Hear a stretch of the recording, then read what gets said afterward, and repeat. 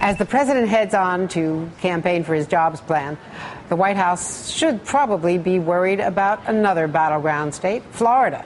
A new poll there shows that 53% of Florida voters say that the president does not deserve a second term. Only 41% questions say that he should be reelected. Florida Congresswoman Debbie Wasserman Schultz chairs the Democratic National Committee and joins me now. Those numbers are not good numbers from your home state. What can the president do to fix that? Well, I think it's important to note that it's September in the year before the election, so polls don't really mean very much. And as Florida voters get to know the candidates on the Republican side of the aisle and the race starts to take shape, it'll become clear that every single Republican has embraced the Tea Party and their extremism, supports privatization of Social Security, ending Medicare as we know it, and in Florida that is not a position that is warmly embraced by our voters. So I would expect between his jobs, his commitment to creating jobs and continuing to turn the economy around, and the fact that President Obama supports making sure that we can shore up Social Security and Medicare as opposed to ending it, that he will be very competitive from Florida, and I think will be successful in putting it in the win column once again in 2012. Now, the Republicans, principally Mitt Romney and first Rick Perry, are really going after the president for his support or lack of support for Israel. That said, the president's here in New York, aligned with Benjamin Netanyahu. In fact, his staff, the president's White House staff, gave Prime Minister Netanyahu the president's UN speech in advance and solicited his vote of approval, him going public in front of the media, saying nice things about the president. Clearly, this is more political than anything. Domestic politics are important here. 4 in 10 Jewish voters in a recent Gallup poll disapprove of the president stand on Israel, or rather in general, and that's increased by 8 points since only June. No, Andrea, I know you. I think you might have misspoken. That poll was overall approval, not on Israel. And specifically, you have when you say 4 in 10, that means 60% of Jews in America support President Obama.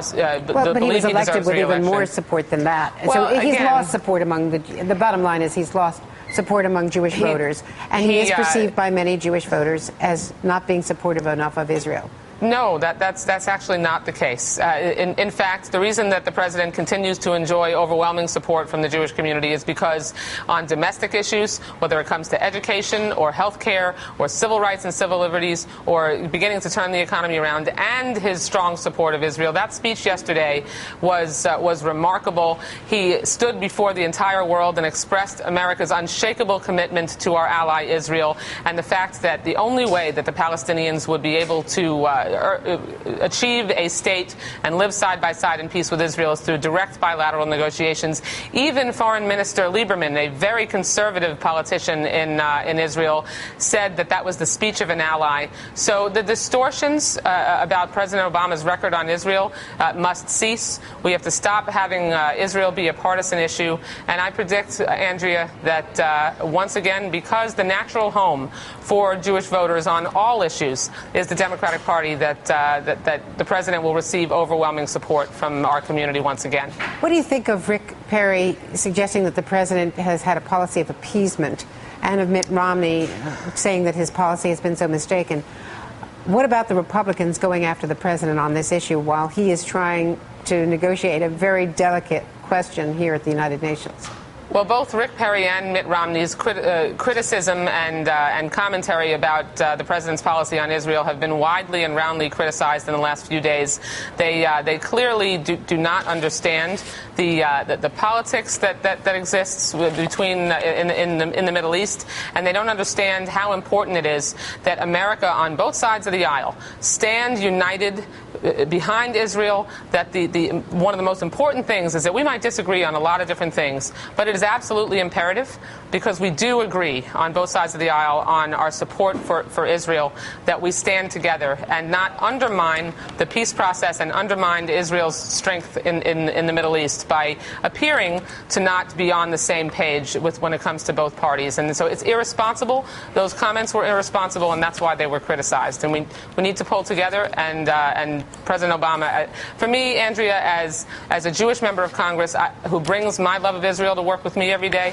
I was proud of President Obama's remarks yesterday.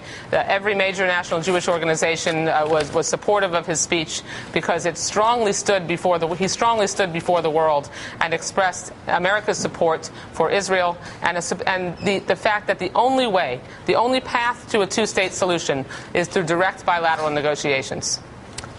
Wasserman Schultz, the Democratic National Chair, thank you very much. Thank you.